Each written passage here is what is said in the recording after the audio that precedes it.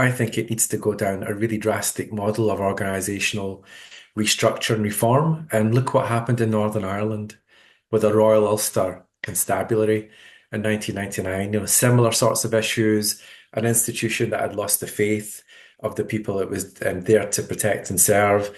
You had the Lord Patton report, and ultimately it resulted in the reform and the creation of a new institution, Police Service Northern Ireland, PSNI, and it was rooted much more in the human rights approach. I can see no other way forward for the Metropolitan Police other than it needs a sort of structural reform and surgery, which has been avoided to this day. And actually, I think Baroness Casey actually put a time limit on it as well in terms of the things she'd recommended. And if it doesn't happen by a set period, she recommended that reform took place. So I think that is the only route to getting the sort of sustainable change you need in the Metropolitan Police. It's a big police force.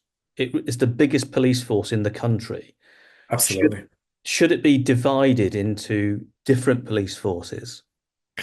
Look, there's different models you could take, and I think one of the things that has been widely discussed is the Metropolitan Police Service is responsible for a number of national functions. And do those national functions actually sit better with the National Crime Agency, for instance? There's a strong case to argue around that.